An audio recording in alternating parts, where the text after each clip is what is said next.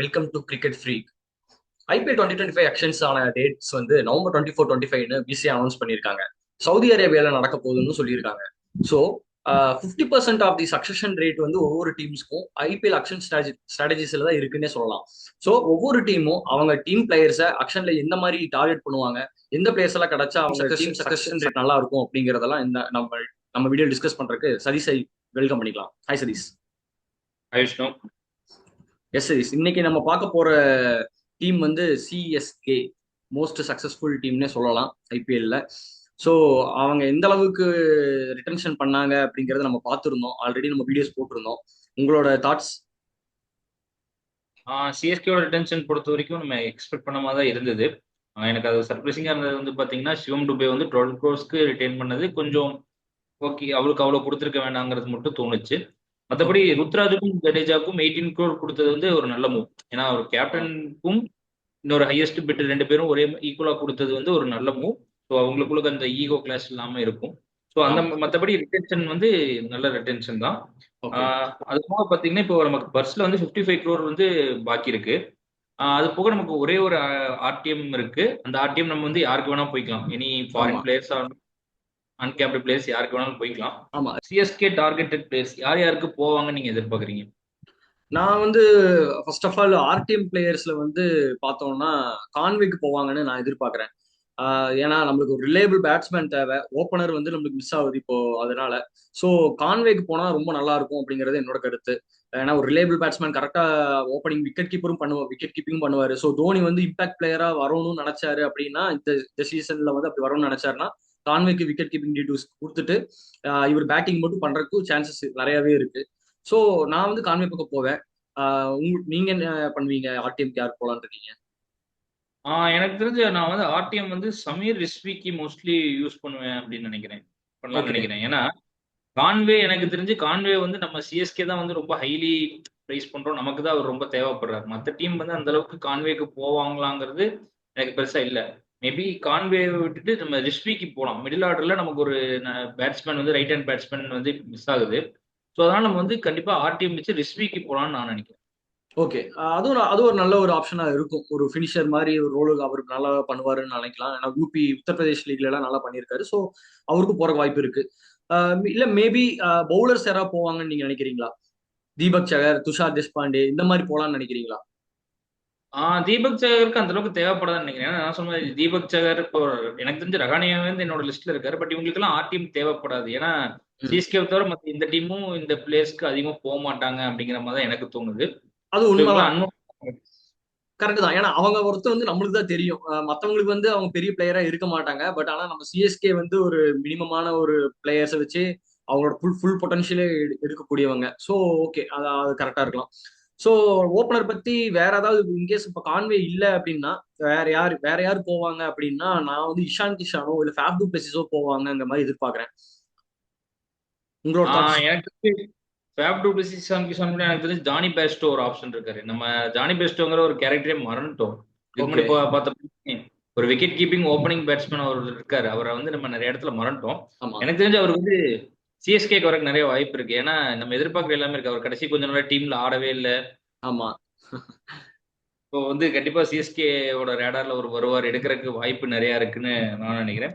Maybe Johnny Bairstow ஒரு நல்ல பையா இருப்பார். ஏன்னா ரேட்டும் கம்மியா கிடைக்கக்கூடிய ஒரு விக்கெட் கீப்பர் பேட்ஸ்மேனா ஜானி பேஸ்டோ.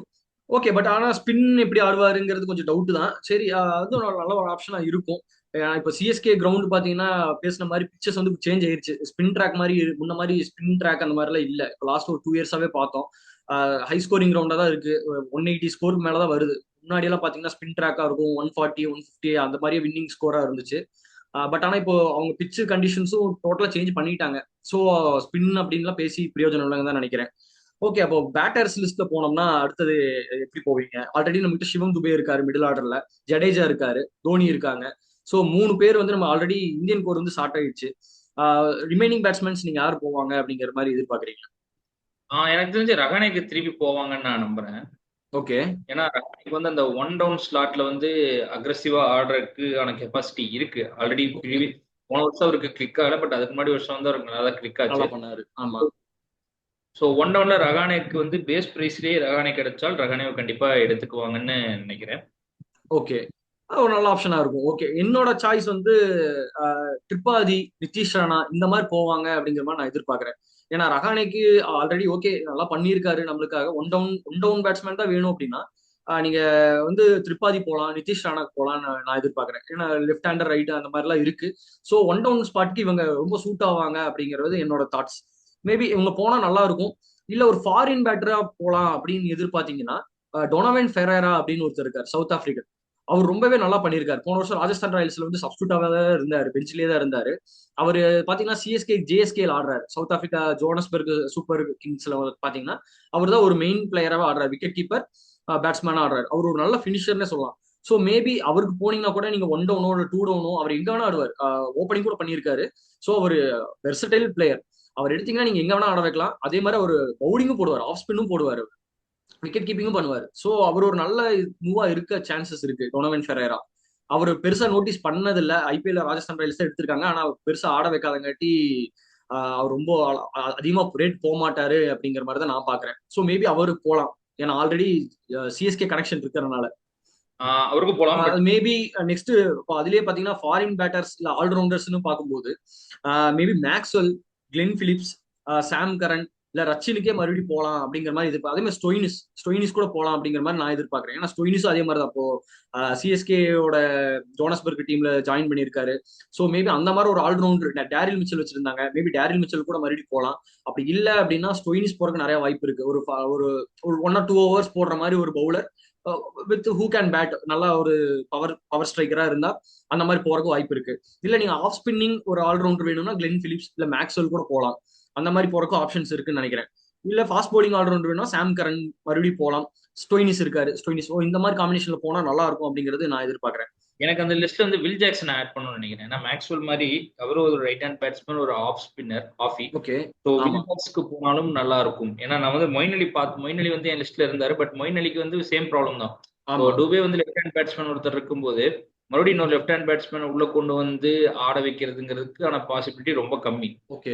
அதே மாதிரி இப்போ ரச்சின் ரவீந்திரா சொன்னீங்க. ஜடேஜா இருக்க வரைக்கும் ஒரு லெஃப்ட் ஆர்ம் ஸ்பின்னருக்கு நம்ம டீம்ல பெருசா வேலை இருக்க இல்ல. போறது இல்ல. ஆமா. அண்டர் யூஸ்டா தான் இருந்தார்.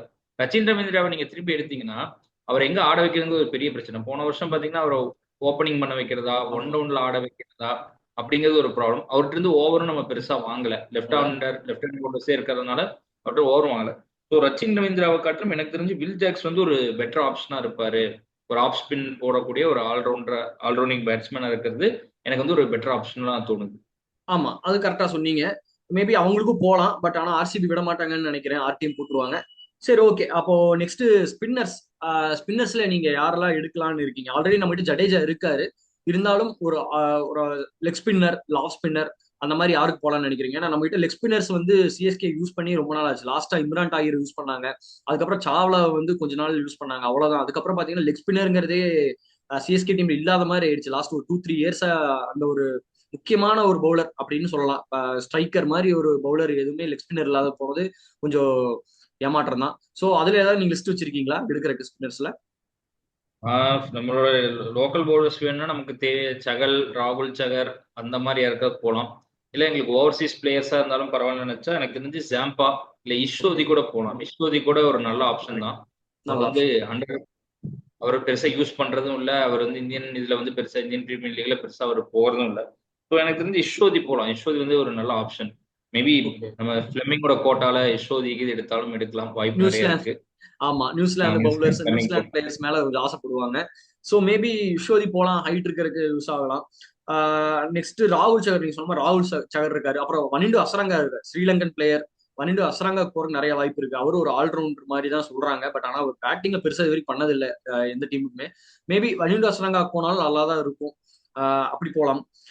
நெக்ஸ்ட் பாத்தீங்கன்னா ஆஃப் ஸ்பின்னர்ஸ். நான் வந்து அஸ்வினை கண்டிப்பா எடுப்பாங்க அப்படிங்கிற மாதிரி எதிர்பார்க்கிறேன்.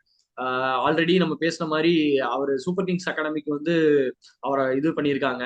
ஸோ மேபி அஸ்வினுக்கு வந்து ஃபுல் அவுட் போவாங்க. ஏன்னா மறுபடியும் ஜடேஜா அஸ்வினை வந்து ரீயூனைட் பண்ண பார்ப்பாங்க அப்படிங்கிற மாதிரி எனக்கு தாட்ஸ் இருக்கு. அது அதே மாதிரி சோஷியல் மீடியாலும் நிறைய பேசிட்டு இருக்காங்க, அஸ்வின் வந்து பேக் டு சிஎஸ்கே அப்படிங்கிற மாதிரி பேசுறாங்க. உங்களோட தாட்ஸ்? ஸோ சிஎஸ்கேக்கு அஸ்வின் கிடைப்பாருங்கிறது எனக்கு தெரிஞ்சு 50-50 தான். ராஜஸ்தான் ராயல்ஸ் கண்டிப்பா ஒரு டஃப் கால் இருக்கும். ராஜஸ்தான் ராயல்ஸ்ல இருந்து ஒரு டஃபான காம்படிஷன் இருக்கும் அஸ்வின் எடுக்கிறதுக்கு. ஓ. பட் எனக்கு தெரிஞ்சு வாய்ப்பு ரொம்ப கம்மி. ஏன்னா நெக்ஸ்ட் ஒரு ஃபாஸ்ட் பவுலர் ஆல்ரெடி பதிரானா இருக்காரு நம்மளுக்கு.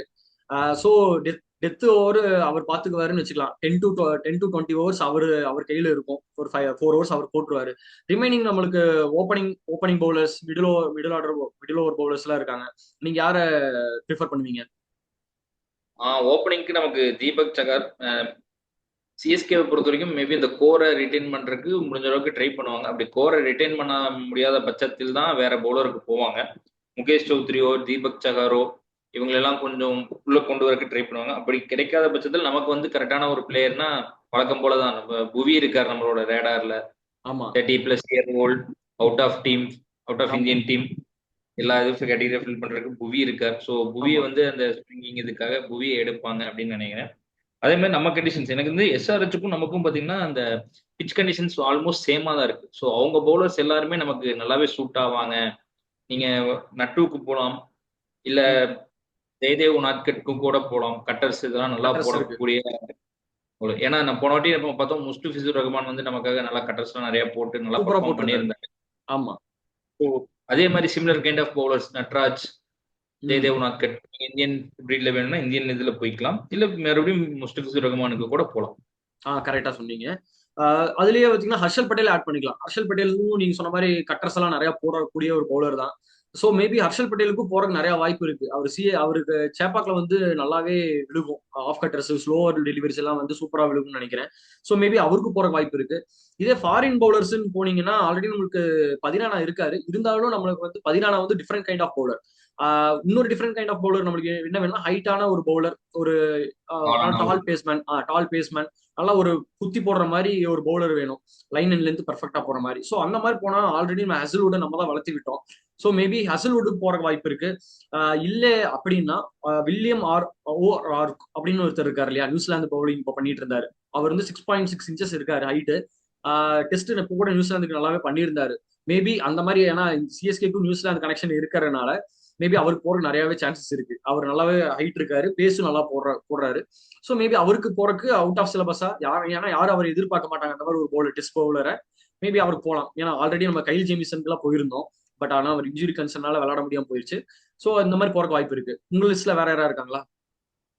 என் லிஸ்ட்ல வந்து ஹிசில்வுட் இருந்தாரு, ரபாடா இருந்தாரு. ரபாடா வந்து மேபி அவரோட பட்ஜெட் எந்த அளவுக்கு அதிகமா இருந்தா ரபாடா அவைலபிளா இருக்க மாட்டார் எனக்கு தெரிஞ்சு.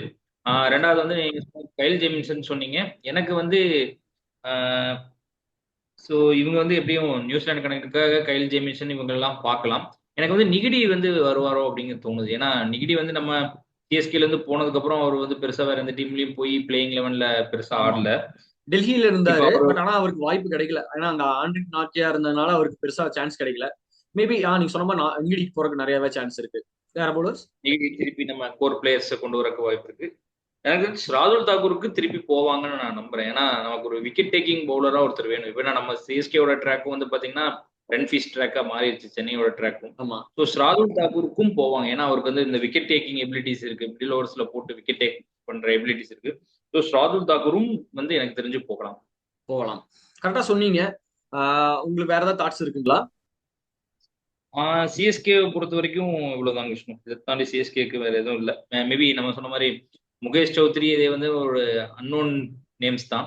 அந்த மாதிரி இவங்க நம்ம சிஎஸ்கே டீமோட ஸ்கவுட்டும் வந்து ஒரு அன்னோன் நேம்ஸ் இந்த வாட்டி கொண்டு வருவாங்க, சர்ப்ரைஸ் பண்ணுவாங்கன்னு எதிர்பார்ப்போம். ஓகே. எனக்கு ஒன்னே ஒண்ணு என்னன்னா, மற்ற எல்லா டீமுக்கும் நம்ம டீம் ப்ரிடிக்ஷன் பண்ணும்போது ஓகே இந்த பிளேயர் எடுத்தா நல்லா இருக்கும் அப்படின்னு பேசும்போது பெருசா தெரியல.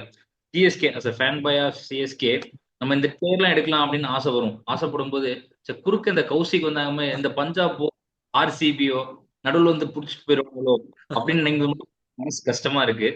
பார்ப்போம், அந்த மாதிரி எதுவும் நடக்காம இருந்தா சரி. நம்ம ஆசைப்படுற மாதிரி நல்ல பிளேயர்ஸ் நமக்கு கிடைச்சா ஓகே. கண்டிப்பா. ஓகே மக்களே, எங்களோட ஸ்ட்ராட்டஜிஸ் ஃபார் சிஎஸ்கே அவ்வளவுதான். இந்த இந்த இடத்துல ஏதாவது சேஞ்சஸ் இருக்கு, இல்ல இது சரியில்லை அப்படின்னு நீங்க நினைச்சீங்கன்னா, இல்ல உங்களோட பிளேயிங் லெவன் ஏதாவது இருக்கு அப்படின்னு நினைச்சீங்கன்னா கமெண்ட்ஸ்ல சொல்லுங்க. இந்த வீடியோ உங்களுக்கு பிடிச்சிருந்தா லைக் பண்ணுங்க, சப்ஸ்கிரைப் பண்ணுங்க, ஷேர் பண்ணுங்க. Thank you. Bye. This video is sponsored by GenReviews.online.